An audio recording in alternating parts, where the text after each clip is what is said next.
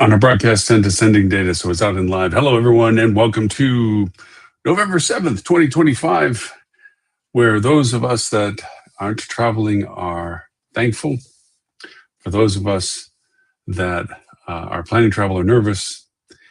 And for those of us that are traveling are mad. We are in what we never thought we would be, domestic United States. It is and it isn't affecting outside traffic when it comes to flights. When it comes to, they're saying the airline carriers are talking about maintaining international as much as possible since they're now in the degradation. For those that may be unfamiliar with what I'm referring to, it's the progressive FAA reduction of the amount of flights that are being allowed in 40 plus airports. That percentage, depending upon the continued duration of this government closure, continue to increase, which is only going to affect more and more. But that's the context of our content today, our topic today. I've gone through several iterations of how to name this. Sometimes some of the most complex is actually trying to figure out a way of naming the show. The content is easy enough. Gosh knows we're given enough content in daily world to talk about a show once a week is easy. We can probably do it more times. But I settled on this as my topic name today, the new fourth quarter of 2025. Now, I'm not saying that today is a revelation compared to what we've been dealing with for now 38 days of government shutdown for the United States. The world is watching, probably laughing. But domestically, for us, hospitality marketers, it's uncharted territory is to say, oh, well, we did this then. Yes, we have some examples in our historical, for those of us long enough around to refer back to the 2008 financial drop. Of course, COVID lockdown, all of a sudden, spigots off, world stopped. And going far back as 9/11 and so forth, where we had dramatic changes. This inclusion to what was already a progressively shifting year as to expectations of revenue, changing climates and so forth, is really what I want to address in the context of the current situation with flight lift in the domestic United States. All of this has real impact. The numbers of flights being canceled right now, it started in the morning. There's a little over almost 2,000 canceled flights purposely because of this, let alone of any other circumstances, and let alone of anything about the delays associated with TSA, let alone the delays associated with the actual flying capabilities because of a shortage of controllers and so forth. These are all compounded things for the flight. The real impact for us to consider as hospitality marketers is the perception of travel now. When you add the incredibly shrunk down booking windows that we're dealing with, and we've had discussions about that as to what's caused all that, but a lot of it is self-inflicted. We've promoted that you can cancel the day of, an hour before, whatever, and also because of our rate revenue strategies of, oh, we're going to hold a high rate until it doesn't produce the business that we want. So we start dropping our rate like a falling escalator within 72 hours of an arrival. People have been taught to wait and see what the final offer of rate is. Compound that to the financial considerations, job insecurity or job loss. The government being shut down, of course, there's this whole aspect of lack of community support that is out there. We're not going to get into the politics of it, but we know the impact of it. And it's not that our flyers who are needing food support would be the ones that we're soliciting our hotels and resorts to, especially the higher end models. It's more of the compounded interest of the insecurity, the perception of insecurity that breeds. That perception is 80% of reality, is in full effect right now when it comes to people's idea of travel for the fourth quarter. And a lot of hope rested on the fourth quarter to somehow compensate for the flutterings that have been going on for domestic travel this year. The less than lackluster spring break season. Summer was good, but good in comparison to the fact that what it could have been worse of because of the tariffs that were going on. So not good in what we expected, good in comparison to all the things that we thought was going to make it bad. So it itself, let's just say baseline average. Fall, nothing to write home about, mainly because this has been going on since the beginning of October. So most of this was already apprehension building, but people kept to their plans because they felt that this would be something that would cause a resolution. People trusted that this would not last as long as this lasted. And now here we are, and it's lasting with no immediate perspective as to when that conclusion will happen. So this is only a ramification on top of ramification for fourth quarter. I've spewed out everything that everyone knows, and if anybody's in the role of the hospitality marketing knows all too well without me having to repeat that. But this is for the generalized audience that we're in 209 countries and they're looking going, wow, I'm glad I'm not having to worry about that right now. And this is the reality of constructively, how do we tackle this? How do we approach this? There's a lot of hands tossing up in the air in the sense that people feel like this gives them a mea culpa or get out of jail free card, that anything that's not doing well is not be their responsibility. It's an unforeseeable, controllable event like the government shutdown, that it's not something that can be corrected for. You can't sell silver dollars for 50 cents on a corner when nobody's buying them. So you can't sell your hotel if nobody's coming, metaphorically. Realistically, it's true. But I'm here to say, well, you're right. It is a different world. It is a different fourth quarter. What can we do? How can we do this? Now, I've been an advocate of destroying and getting rid of resort fees. That's just ownership's perspective. And to be clear, it's not that we blame ownership for being owners. They're the scorpion on the back of the tortoise. And if you don't know that parable, it's river and there's a tortoise and there's a scorpion. Anyways, they're going to be who they are. They invested their value into a business under a business model of wanting to get a return of value back from that. So their interest in how they get their money is their purpose. I've long contested that I would prefer hoteliers to own and operate hotels because they do it by doing good business, but by doing good business by giving guest service and guest value. That's where they make their money, not focusing on how much money they can make at what the expense of the guest is. Those REITs and ownership and asset management companies that do that aren't as focused on the success of hospitality as it is the success of their inventory, of their investment. That's a bias that I have. But that being said, you can't blame owners for everything in the sense of wanting more monies. And one of the ways that they've been able to find an avenue of discovery for this that has long been standing is resort fees.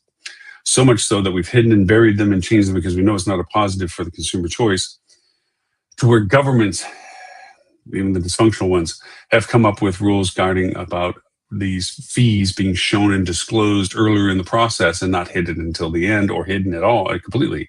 And because of that, we have to look at now fourth quarter, what we can do as a leveraging point from that.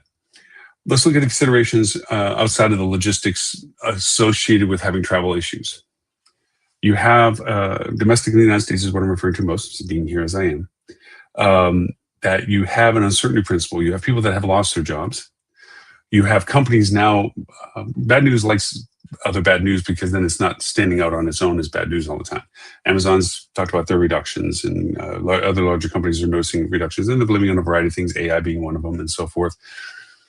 But they feel it didn't make any ripples or waves. It would normally have been a featured item in the news more than it was, simply because it was one of many such announcements, because all the companies are like, oh, you're making that? Great, shoot, we get to do that too. And it's also a bit of a scapegoat to blame other things that you're not the bad guy company by reducing your staff and teams. So that feeds not just the logistics of the people that really truly lost their jobs, it's the perception of those that may still have them as well as to how secure those jobs are. You have a very soft job market for those coming into the job market. So the whole infusion of newer talent and finding and discovering business and our future guests of the hotel is not as easy of a path right now. So you have that as a perception of people wanting to make choices as to what they're going to spend on the commodity that we're most interested in, which is travel. And we've gone through statistics and generalities. Top level view of it is 10% of a person's gross income is usually associated with travel. Of that, there's usually two substantial trips in that 10% usage of monies for travel. And one is larger than the other. There is other micro travels and so forth. And of course, then we have the whole dynamic of corporate travel, business travel, and so forth. In the fourth quarter right now, usually we have, historically, some residual business travel. Conferences usually are trying to get the tail end. The conferences that run this time of year are usually the ones that have a hard time competing with other conference schedules. And so because of that, they pick fourth quarter where there's still some potentially residual budget value that can be spent, the use it or lose it mentality that most budgets will live under. And they see this as opportunistic in that sense. And usually they're corporate related. They're not so much industry related, they're corporate related. A holiday corporate party, or a holiday, a retreat for corporate, or a gathering of training, end of the year training, or so forth. And first quarter does the same for that. But so that's usually the corporate expense of travel to this. What really is the main juggernaut of travel demand is transient at this time of year. You have your holiday drivers. Started in Halloween, not a real holiday driver for travel, but it starts the season. Thanksgiving, we all know the story. We all know the reasons. That is the start of the chaos. Christmas, follow up with the chaos. New Year's, conclusion of the chaos. But now we're looking at the hard aspect of what does that translate to for our guests, our potential guests, our historic guests, or right now for fourth quarter. If you're in a destination market, you're looking at how is it that people are going to get to me? How am I going to convince them to come with me? How am I going to convince them to go into this foray of uncertainty to get to me? Now, from a marketing perspective, we have perspectives of market source. We have our historical feeder markets, which are where people came from at this time of last year, year before, to what we think they will be coming this year. That has been strongly influenced by what I just talked about at the beginning of the show, which is flights. Is it one, worth it? Two, is there an alternative means to get there? Three, is there an alternative thing to do? Or four, let's just not do it. It's four things we're looking at that people are making decisions. We as a people are making these decisions right now. And it's also on a forced ranking of the need for the travel, okay? The need to see family is the same as it was whether the planes were flying or not, especially as families get older and you see these cherished moments. You don't want to miss these moments because of silliness that we're dealing with right now. So you look for other alternative ways to fulfill your travel. We're already seeing rental car companies, just for this weekend, one-way rentals are up 20%. These are off the news feed. You can catch them. I found that one off of Today's show. They're going up for one-way usages. And train tickets are going up. The Baltimore, New York corridor is going up. Northbound trains to Schenectady, northbound to North New York is going up. Train usage in the East is being bought and sold more aggressively now. Of course, we don't have a real train system to speak of, so that's not really going to be a viable release of demand. It's going to get filled up quickly for the places it even does service. We're going to figure that gas prices are at a moderate level. A lot of people are going to go and look at that alternative. Then you go into the expense of what the travel would be, and you also go into the duration of time that's available to travel. Not everybody has the luxury of just adding an extra day to their vacation or their days away for Thanksgiving to compensate for the amount of travel time they now have to include to get to the destination that we're normally going to be flying to. So as marketers, we have to look at the feeder markets are radically different. The demand is there. The interest is there. Let's put it that way. And the scary part is if you're not actively engaged with your agency running your marketing, you may see good numbers. You may see good traffic numbers. A lot of people are using PMax and Travel Max and things like this. And you're going to see great traffic because they're automated. They're out there generating traffic. What you are going to see is less value of that traffic quite quickly. As a matter of fact, it's already happening. It's only going to accelerate. They're getting in front of people. People are looking. People are like, okay, well, let's see what's going on with them. Have they lowered their prices? How hard would it be to get there? What are they offering me to get there? You're getting that traffic. Okay, you're not getting business as much from that traffic. Go look at your numbers today. I challenge any of you to go look at your numbers today and you will see this happening. So traditional feeder markets, bit of a challenge. You have to look at the markets that can take advantage of the opportunities still in existence that would make it worth them out of the four statements I made for you. With the fact of, okay, finding an alternative way to get there, okay, is the ones we're chasing after now. The people still want to make the trip. And then we also have the other party, which is still trying to decide whether the trip is worth it. The people that have already decided it's not worth it will be really hard to convince, okay, a lot, because it's going to take time to sway their mind. They are just content in saying, you know what, this is not something I want to do today for the holidays. So we're just going to skip this Thanksgiving. And those people are going to be really hard to capture. So we're really going for the two types of people that are related to trying to find an alternative way to get to you. And for those people that have decided that may not be worth it, but they haven't made the full decision yet, that's their final decision. So I keep remembering that I close my laptop and it turns off my screen, and all of a sudden I'm wondering whether or not I'm still on. So my apologies for the technical issues. So how do we approach the people that we think are trying to find alternative ways to get to us? Going back to the resort fee discussion I had. First, let's lose some of the cost factors. The reality of it is we know the resort fees are in there simply as a means to recategorize income that doesn't have to go against a room tax, bed tax, and things that are associated with dilution of money. And also, it puts more money in the owner's pocket discretionarily that they can choose to flow that through. It has a better flow through than room revenue does, or other revenues, food and beverage revenue, and so forth. It's a cleaner amount of money that gets to the opportunity to get to the net profit line. That's why they like it so much. There's ways, we've talked about it on the show, of being able to incorporate the resort fee in combination with the current ADR, and by improving the conversion ratios associated with the negotiated rate, not just lumping them together and using a larger number, but actually being able to reduce your ADR in contrast to your ADR plus resort fee, but a moderate middle based on volume of traffic, volume of conversion. You don't have to have it as high. And it also covers the compensation for the percentage you would have to pay to OTAs to make this adjustment. All said and same, that conversation has been on several shows. The most recent, I think, was in 528, 529, where we talked about it in much more depth. But to realize that if you look at your reviews and you see that there's a persistent complaint about the fees, the discovery of the fees, and strangely enough, you see places that have reduced their ADR, thinking that that's a nice market number. Like, hey, we're only this much price now. People go look at it. But when you go to look at what it means to purchase the room for the dates they've chosen, when you add in the resort fees and the taxes associated with everything, so forth and so on, it almost at least half agains the value of it. It is amazing. I mean, I take examples of things that happen not now currently, but I probably could if I looked. Even in Las Vegas, where a room might be $69 and the resort fee was $100. It's like, seriously? Percentage room fees or resort fees, that's a thing that's been tried out there. To me, it's just abandon them. It's back in the day when we had the issues with finance and gas prices were astronomical, and we were doing fuel surcharges. This is where all this started. It's like, oh, well, hey, gas is so expensive, or heating fuel is so expensive, we have to do a fuel surcharge. And people, oh, I guess I understand it. And then it was like, well, when it was no longer an issue to maintain it, ownership, management companies like the profit line, and they're like, well, we'll just keep saying that we need it. And now when they get to a point where we can't say that anymore, well, we're going to change it to resort fees, where you get included in your resort fee that you're paying for complimentary Wi-Fi. Okay, anyways, not going to go down that rabbit hole of bashing resort fees, but I think we're pretty clear on that.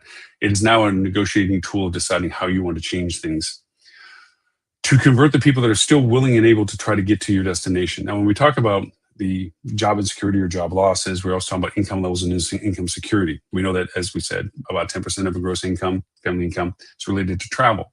It's usually split into at least two travels. One of them, the shorter one, tends to be holiday-based, which is what we're in right now. The vacation or family destination travel around Thanksgiving, the 3 to 6 days travel windows.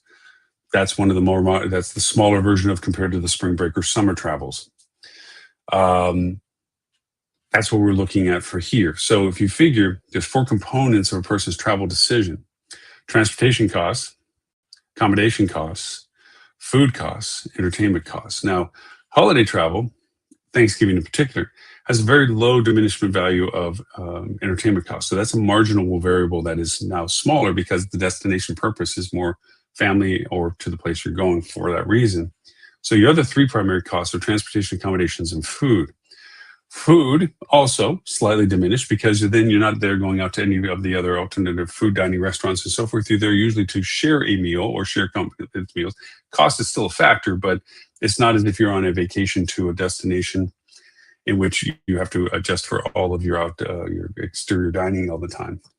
So you're really left with the 2 strongest ones: transportation and accommodations. Transportation, the pricing isn't the issue; it's the availability and option of that, to a certain degree when it comes to airlines. If I flew by air carrier, and I don't want to do this, remember, we're trying to tackle one of the 2 remaining categories of people that don't want to fly and are looking for alternative ways to get to you, and the people that have decided that potentially they just don't want to deal with it. They haven't made a final choice. They're just not looking at the value proposition of it. They're trying to see if they can just not do this given the current circumstances. Those two categories of people we're still pursuing. The ones that have firmly decided they're not going to do it, however, not totally abandoned and lost, are going to be the hardest, the most expensive, and the longer cycle to get in front of. And you have to justify a lot more value to those. So going with the idea you're trying to get people in that are just trying to look for alternative ways to get to you.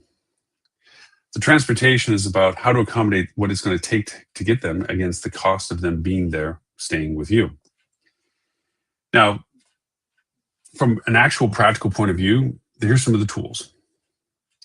If you're not already offering gift cards, you should be doing it. One of the values of gift cards is the ability of not just current transaction value, but residual connectivity to them for redemption. Plus also you have breakage percentages and so forth, but that goes under the math side. The real value of it is you create a bond. The bond either for the person that bought the card, number one, bond for the person the card was bought for, number two. If it's one and the same, great, usually it isn't.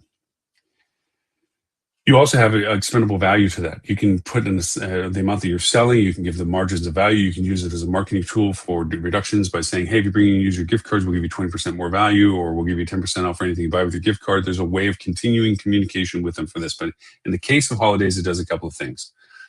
Gift cards are on everyone's lips right now because gifts are gifts.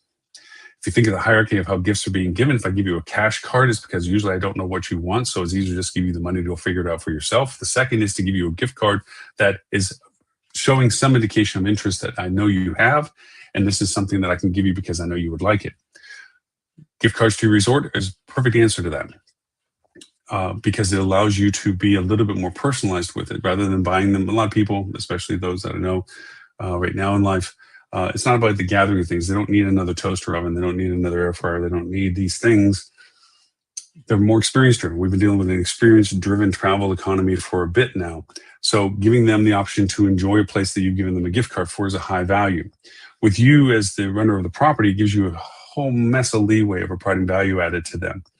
One of the things you could try to do, and going back to the old gas card mentality, is to offer gift cards of certain quantities to cover the travel expenses of them getting there. It's like, hey, we know it's going to, make it a driving trip with the family. This year, Drive Market, we'll talk more detail in just a second. We'll cover some of the costs for you to get here. You throw the people in the car, it's going to cost you gas. So we're going to give you a $100 card to use here at the resort once you get here because it costs you to get to us a little differently than in years past. Going back to the resort fee thing, hey, we know that the world's shifted a little bit right now, and we appreciate the fact you're still coming to stay with us. And for these date windows, we're waiving our fee structures. Resort fees, valet fees, greens fees, whatever. You're waiving them. Maybe you're giving food and beverage credit to people booking on certain dates. That saying, hey, look, I know you're staying with family and so forth, but if you're staying through the Thanksgiving period, we'll give you food so that you can have your breakfasts if we don't already have it included into the type of hotel we are, or your lunches or your dinners while you're here at the hotel outside of your Thanksgiving festivities. At least those things are covered. So it's one less thing to worry about. Get here, enjoy the family, stay with us. We got you covered on food, something like that. These messages have to go out. Now, here's where the fall down happens. Right now, most of your ad campaigns, and I say this over and over and have never been proven wrong yet, are usually generalized. Brand, non-branded categorizations. Brand is your name. Non-branded is your name in a certain location. Your name with a certain rate and a date. That's what's being offered is some cutesy little catchphrase line, and then right to the punch of this is our current rate or check out our winter offers. Why don't you check them out? And I'm looking at the hotels and the destination. I'll check out your offers anyway. If you're not telling me there's a value for what the ad is saying, why am I going to go through that? I'll find it out in a meta search result. I'll find it out when I go ask my AI to find me certain priced hotels in your market. The offer does nothing. It does nothing to address my current concerns, which is I don't know how I'm going to get there because I usually fly. I'm willing to drive. Got to figure all that out because it's going to take time consumption. And when I get there, you're still going to go over and drink me over the coals for resort fees or additional fees or whatever. And no price reductions other than you thinking that I'm going to pay whatever rate you're calling because it's holiday and you can call those rates. You have to show that you're aware of the 800-pound gorilla in the room, that you're showing offerings that somehow compensate for the concerns that is in every guest's mind. How am I getting there? What's going to cost me to get there?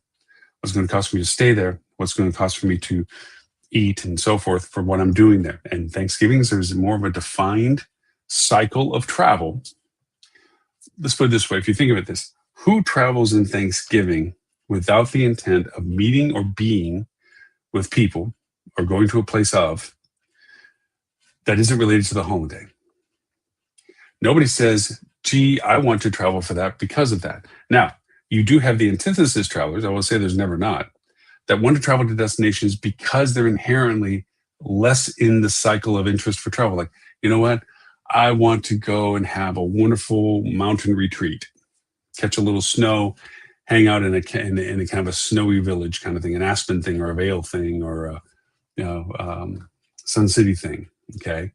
Yes, depending upon the snow and so forth, that has its own value proposition. But the idea is that there are antitheses. For you in your markets, you have to figure, why do people come during the holidays? You have to really granularly break down your fourth quarter right now. You have to be very specific about your targeting. You can't look at in generalities to say my weekends are okay, my weekdays are worse. You have to say, what can I do to get a traveler in here on Monday that I didn't get before? How can I convince them that it's worth making the extra effort? Wonder about now, if you're a hotel between destinations C and A and you're the B, you have two markets you can feed from, the people coming from and to each of them, because you're the middle point. If you know that you're a great drive intermediary, okay, and this goes into the radiance of drive marketing, where it's 150 miles, usually 200 miles, 300 miles, 500 miles. And when I break those down is if you're traveling on average 50 miles an hour and your car can handle a bunch of gas, most people stop right around 200, 220 miles of mileage, wanting to go to the bathroom, grab a snack, stretch their legs, fill up the tank because they don't want to run below a quarter anyway, usually. And off they go. And if it's a destination beyond the typical 4 to 6 hours, then there's the consideration of a layover. Where do I want to get to and then finish the route the next day? If you can create affordability of you being for that between the A and the C, you're the B, you have now two markets that you should be very centric on, or radiant markets, all of them being B's and C's or A's and C's, and say, this is the people I want to tell them. It's like, come here, we're going to make it affordable, we're going to make it valuable for you, we're going to give these value incentives for you if that's what's necessary, so you can continue your journey for your holiday. Because now instead of flying like you used to, maybe you need to drive, and we're a great place to be catching up to. Because right now, you have to consider that most people that normally drove this time of year for Thanksgiving, I'm really focused on Thanksgiving because that's the one that's in front of us right now. At this time of year, most of our marketing, we can't get past the next holiday because the traveler's not looking past the next holiday. They might be interested in what they're going to do for Christmas as they're discovering Thanksgiving, but their focal interest is really on the next holiday. And it gets to being a barricade until after that holiday begins to pass that they look at the next goal post, which is the next holiday. Okay. So right now, focusing in on Thanksgiving, for those that normally fly, usually means it's beyond 300 miles. They don't want to travel, or it's more of a challenge to travel on the road, traffic and things. Think Northeast, density of traffic. Think Southern California, density of traffic. Think Texas, Dallas, and Houston, density of traffic. And the distance to get to any of the other additional places they want to go to. There's a gradient. That if you came from California and lived in Dallas, you're not going to necessarily want to drive all the way to California like you normally flew. That might be a consideration of where, just not this year. Okay. But if it's to El Paso or Tucson or something like this, now all of a sudden it's like, well, maybe we can make the long drive, but we're going to need a day to do it. Those are the people you need to consider. So if you're a market that's not used to being an intermediary market, consider taking a map, physically or not, and arcing a 500-mile arc around you. That includes a lot of stuff, by the way. And say, are any of these markets ones that we should consider letting them know that from a long haul perspective, we might be a good consideration? That if you're getting these long drives, I mean, it's going to have to take you at least 8 hours. 6 hours plus is, you can push 6 hours. People travel in a day if it means getting there and not having to spend the money to stay overnight somewhere. 8 hours you're beginning to get, because 8 hours isn't really 8 hours of driving. 8 hours is like 6 hours of driving, 2 hours of miscellaneous gas and bathroom breaks and what have you. So, well, that's a little generous. But anyways, the idea being it's the duration of time. Not everybody's good at leaving at 4 o'clock in the morning and driving until midnight that next day, that night. That's a long, and it's not always safe for that matter. So you have to reconsider whether you now have a new value proposition as being a good intermediary stop. Obviously, resorts, that's a little more challenging because people aren't going to choose a resort to stay at as an intermediary. One, the perceived cost of being there. Two, probably the reality of the cost of being there. But the ancillary and mid-tier properties have this good window of opportunity now. They can address talking about being a good place to come to in process of getting to somewhere else that you already know range-wise is what is good for them. The other is, and this is very real, think about the logistics of people's really world decisions. Nobody wants to show up at grandma's house at midnight or 1 o'clock in the morning if they want to make the long haul drive. And it's a lot easier to simply say, we make it into town, let's just stay at a hotel as soon as we get there. And then the next day, we'll go see grandma and we'll go figure out whatever it is that we're going to do family staying wise at that point. Or maybe we'll just stay at the same place. Making it affordable and reasonable for them might make that choice for them. These are real logistic decisions you need to be making. If you're waiting on your agency to come back and tell you these things, you're going to wait the rest of the year and wonder what happened. And I'm not saying that all agencies don't, but really larger agencies, this is when their scale hurts them because their client managers are not running the granularity of perception of the property as well as they should. They're running the campaigns as outlined in the contract that was offered to the larger ownership of the property, which is we'll get your brand name out, we'll get your non-branded strategy out there of where you are and who you are in your market. But they're not thinking about the individual levels of this. The revenue managers are turning themselves up because all they have is a leverage of do I give more inventory to OTAs or do I maintain rate integrity because of what I see as current demand based on my competitive market? Should I blink and follow the person that's lowering the rate in my comp set? Should I try to maintain my rate? Where's my demand coming from? How much of that demand can I rely upon? Are we able to get more demand? Is it still expected to come in? How's my pace this time compared to last year? Revenue managers are just sitting there because they don't, as much as they're responsible for the decision process, they're not in control of the things that influence their decision as much. They can regulate inventory and rate, but they can't regulate it with a better knowledge of what the demand is causing them to make those decisions on. It's that kind of world we're in right now. The GM is looking to the revenue manager for answers. The revenue manager is not knowing what the best way is to say to do things other than to hold our ground, or if we lower our rates, we're going to have harder things to answer to ownership or management companies that are demanding us to maintain a certain revenue income.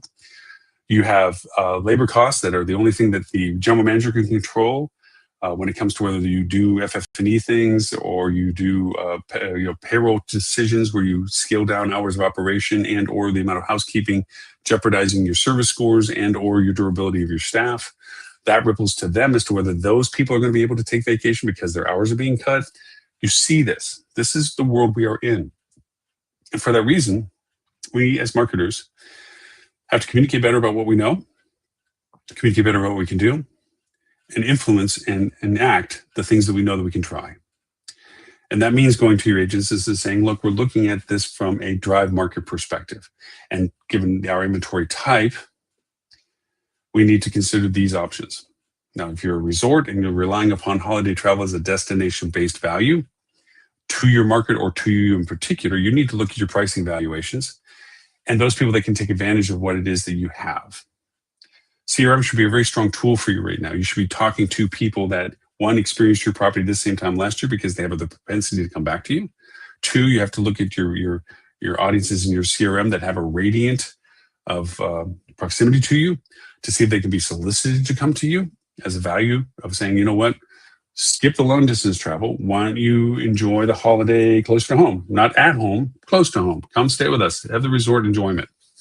Take advantage of that. You're not going to make the long haul because of all the circumstances that are going on. You've made that choice. And this goes to that third tier group that I told you about, the people that have decided that they're definitively not going to go unless something changes. And at that point, it's about pricing, whether it be too expensive to go at that point or not. Those are the people you can solicit for the proximity of the staycation kind of stuff. Those are the people that you can say, hey, look, still make it a happy time. Don't feel like you're stuck at home. Come stay with us. Enjoy the beach or enjoy the mountains or enjoy the resort that we have for what it is. And it's the alternative of not having to fight the dilemma and the drama associated with flying and the obviously everybody else is going to start trying to do this stuff. Driving.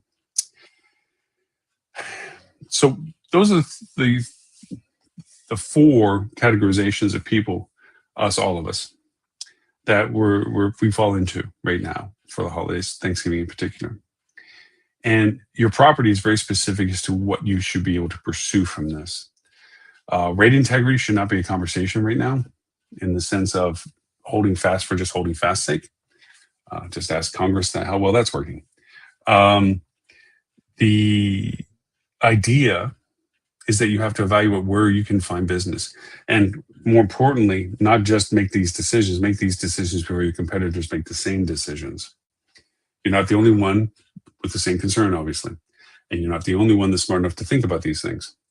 It's a matter about who acts first and best to what choices they're being made. If you're waiting for it to get worse before you make a choice about what it is now, the Navy SEALs have a great saying, the easiest day was yesterday. It's true. So today is going to be easier than it is tomorrow. You need to decide how you're going to approach, where you're going to find the people that are coming to you for what reasons that they're coming, and give them the value or the perception of what value you are to them to make that choice. And like I said, out of the four categories of what people are in right now, how do I still get there? I'm not going to go. What are my alternatives? These are the decisions that people are going through at this moment. Now, outside of adjusting your or waiving your resort fees or cost factors that people use into consideration, the gift card incentives are another thing, compensation in comparison to. You don't want to give $100 gift card, gas card for gas, where it's $100 that you just go out of your pocket when they're not necessarily going to use it at your resort, although you would love them to. It's better to can find it within your own gift card program. That way, it's still business money that's generated. You're just eating the cost of it in a different way. You know your hard costs compared to your margin costs. And so you know that by giving a gift card of $100 for in use to the resort might cost you $40. But it did make the convincing factor for them to stay with you, which means it's a lot more than having nothing for not doing it. Some of the other considerations, if you are truly flight dependent, that your market is really who flies in is who stays in. And you don't have as much value proposition for the drive market. You have to figure out, is there alternative ways that your travelers can, and this is the travelers that still want to make the trip, okay? They're the ones that are trying to find an alternative way to get to the same place that they're now no longer flying to, or flying is not what they want to do or can do. There's a thing in Florida here called the Red Bus, and it doesn't go everywhere. It's not exactly cheap. And what we're talking about in these things, a lot of these alternatives aren't cheaper combinations. They're just alternative means to platform flying that isn't available. But these are potentials where you have to do planes, trains, and automobiles to get somewhere. It's maybe, take Miami as an example, it's very difficult to get a rent car out of Miami, or very expensive to get a rent car out of Miami to get to another area of Florida, where it might be more convenient to get, once you land, shuttled over to the Red Bus, which walks in proximity, hop on the Red Bus, it drives you to Orlando, where you want to go, or close to where you want to go. And from there, you might be finding it easier to get a rent a car there, or it lands somewhere outside of the airport of Orlando. And we all know that rent cars outside of airports are cheaper than renting cars inside airports, and make it a multi-day stay to drive around with the car. We don't have a lot of mass transport unless you're going to New York or someplace that has a decent metro system. Even then, challenges exist. You have to hobble these things together. When we were in Colorado, there was the Stallion, or there was a bus trip between Colorado Springs and Denver.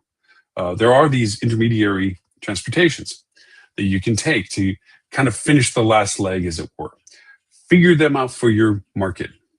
What is possibly available, right down to Greyhound buses, okay? What is available for the people that are truly desperately trying to get to their destination, which is somewhere around you? Providing the connect the dots ability of this might make the difference of them booking with you because you're putting it in collaboration of staying with you, because you're talking about it all in relationship to you. The bus station's this far away, or the taxi's this far away, or the Uber link between here and here is only $20. Those things are needed to be known, because think about the traveling experience you might be trying to plan for yourself, and you're thinking, well, I'll just Uber this section, and I'll bus that section, or I'll rent a car this section, or whatever. Give them realistic costs. The user would have to do the same thing. They have to go in and say, well, if I was to Uber from fictitiously the airport to fictitiously this hotel, it would be fictitiously this much money, depending upon any yield that could change because of demand. And they have to math that down as to saying, well, that's going to cost me that much more. Then I have to take the bus from the airport to that, and I have to pay for the shuttle for that. Give it to them. Put the information together for them. Say, hey, look, we've kind of connected the dots. Put the jigsaw puzzle together.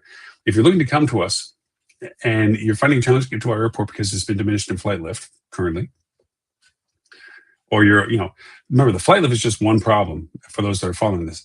It's just not the reduction of flights, which can happen. It's the incredibly long TSA lines. Houston, according to the news, was posted at almost 6 hours of TSA line. Yay, that's fun. Only to get to the gate to find out whether your flight did or didn't make it, because of controllers not being there. Because when the controllers pause and there's a ground stop or delay, your crews are still ticking on their time, and we've all had some flight or another where the crew expired. They couldn't keep flying because they went past their hours, and now they had to wait for a new crew or cancel the flight because they couldn't get a new crew in to let the flight continue on. We have all had these issues. We know the reality of that. You think you're on the plane and you're safe, you're boarded, you clipped up, you boom, and only to be told that you're still sitting there, and guess what? We got to stop. Now we all got to get up and get out of the plane because the crew can't stay.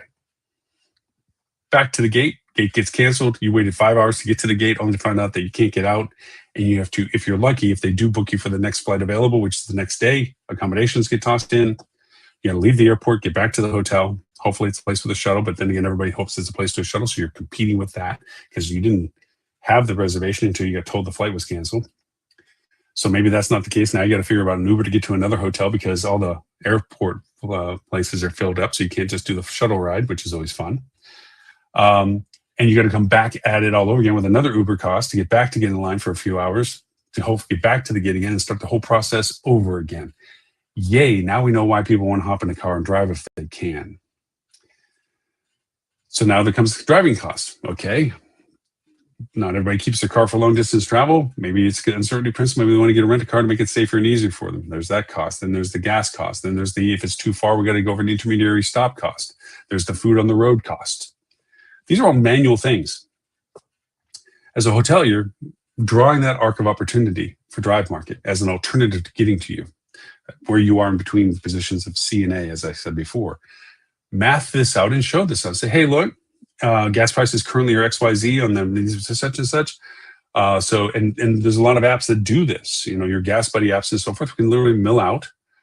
Google does it. If you put in there, you put the layer on it for gas prices and say, how much is it going to cost? And it knows all the gas station prices on that route from the point A to point B you put in there.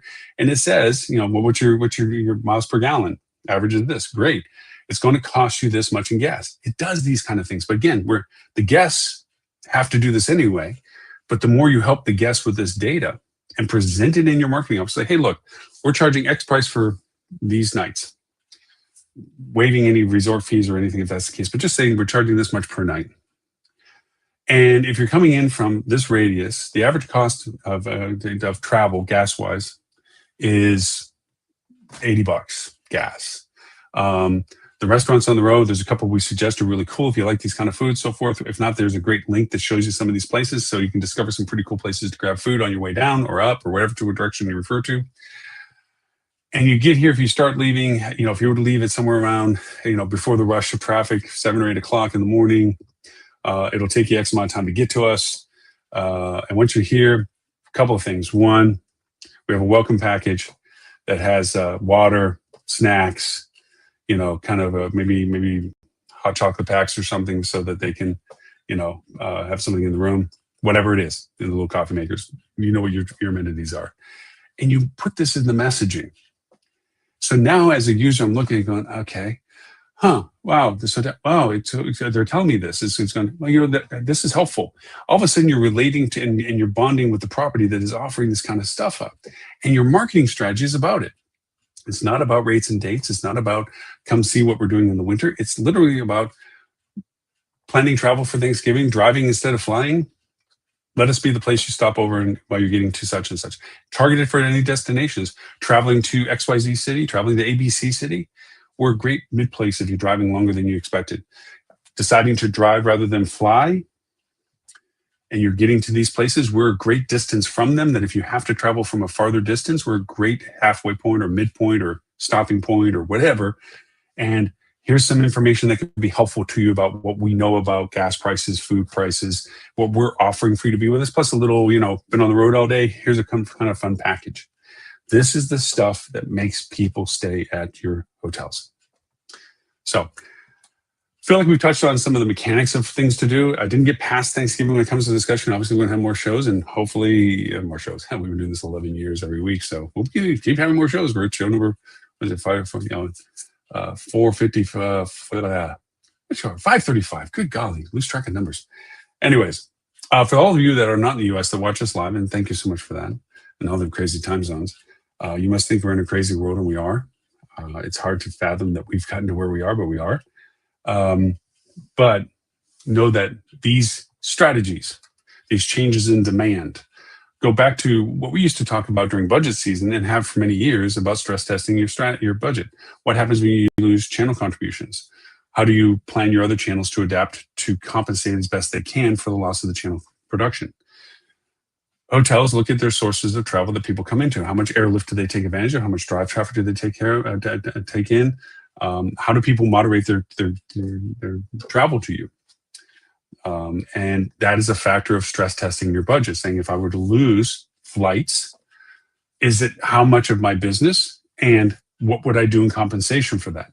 We are literally changing it from an exercise to a reality right now. This is the way that you approach your stress testing of changing your sources of business and what you're doing to adjust for as best you can to compensate for that loss of source of business. You're adjusting for the potential loss of airlift business. Fortunately for our island friends, Caribbean and etc., they're not trying to disable or diminish international lift. And why I say that, for those who may not be familiar with, for the clients that I have in the islands and so forth, airlift is literally the lifeblood of your business. Yes, cruise ships bring foot traffic in, but they're staying on the cruise ship. Airlift are the ones that stay with you. And with any risk of airlift creates uncertainty. And to that reality, even though they're not logistically reducing international flights at this point, the delays and the suspicion of flight consistency and ability and availability is dampening the interest in coming to see you as well. So it's not as if you're unaffected. It's just that you're not directly affected as much as the domestic travel destination airlift issues are at the moment. So for all of you that watch us in 209 countries that we broadcast our TV show in, thank you so much. We'll discuss in our podcast today, which is on our Hospitality Radio channel and on all the podcast platforms in the world, iHeartRadio, Spotify, everything. We'll be talking more about some of the tools associated with the discovery of what people are searching for to determine how to target your audience interest in. Once you've defined your audiences, remember your custom audiences, your capability of defining audiences, integrating your CRM strategies to it. These are all tangible, functional things. Do not wait for your agency to come back with suggestions. If they are, bless their hearts. Most likely is you asking and calling and demanding insight beyond just the generic traffic numbers and what have you. Because right now, traffic versus conversion is falling apart. Traffic's being generated by nice automated PMAX models, but they're not converting at the values that you need. And if they are, good for you. Hope it lasts. So, again, thank you for everyone watching. If you're a hospitality marketer and want to join our club and our very active discussion about all these strategies and tools, you can go to hospitalitymarketing.club, put your email in, send your quiz, validate that you're a hospitality marketer. You join the peer group and you pick the categories of people you like to talk to. All within the group. It's a lot of fun. Our show will be recast 11:30 a.m. Sydney, Australian, and London time for our APAC and EU and Mideast friends. I hope that this information is helpful for you in the context of understanding how to break down and approach stress testing channel variances. If nothing else than the fact that if you're ever faced with a domestic flight issue like ours, you have some insights as to what you might want to do in your own way. So until next week, my name is Lon Gray. I thank you for the privilege of your time and look forward to talking to you then.